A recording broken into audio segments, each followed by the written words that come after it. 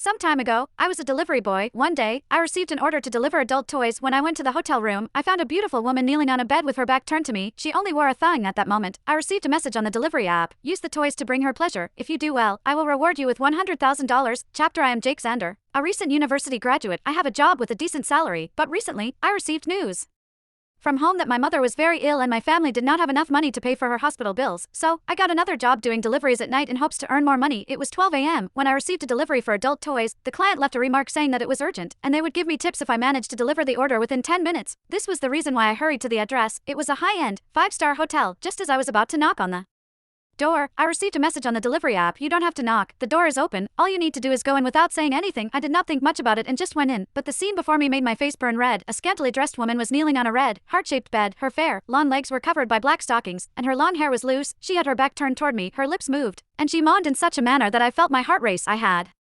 never seen such an exciting image before, and I felt heat pull in my gut. The woman seemed to be restless from all the waiting, because she started moving her hips, as if she was extending an invite. Honey, aren't you done yet? Come here, I can't wait anymore, she said coquettishly. I quickly looked around but found no one else in the room. Who was the person she was referring to? Had he gone out? My gut screamed at me that I should not stay here any longer, so I put down the bag and turned to leave.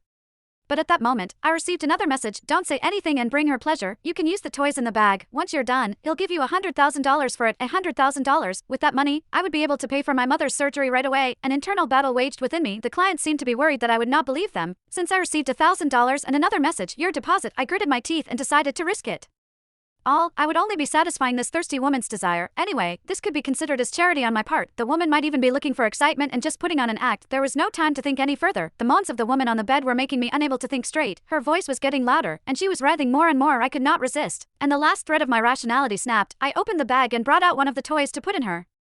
The woman had a curvaceous body that was almost perfect. As the toy teased her, she trembled, and her skin became covered in a thin sheen of sweat. I could not stop staring. Her cries made my body heat up. The veins on my hands popped up, and I went faster then. After a loud scream and some violent shaking, my arm became wet. This completed my task, so I grabbed a Kleenex and wiped my arm. As I watched the woman pant in a limp pile in bed, I felt a strange sensation in my heart. I was so hot, but I had no way to vent, and it was a horrible feeling. To make things worse, I had a beautiful woman lying in front of me and was free to do whatever I wanted with her. In truth, I was almost unable to control myself, but in order to not get into trouble and for my family to go through the crisis in peace, I decided to go to the bathroom to take care of my problem. After I got out of the hotel, I received a message telling me that I received $100,000. For a moment, I was immersed in the joy of getting the money and meeting a beautiful woman. I got onto my e-bike and went home. The cold night breeze blew against my face and gradually cleared my muddled thoughts. There seemed to really be such things as free lunches, but the chances of running into them were not high. Once I calmed down, I searched through my phone for the last order and noted down the client's phone number.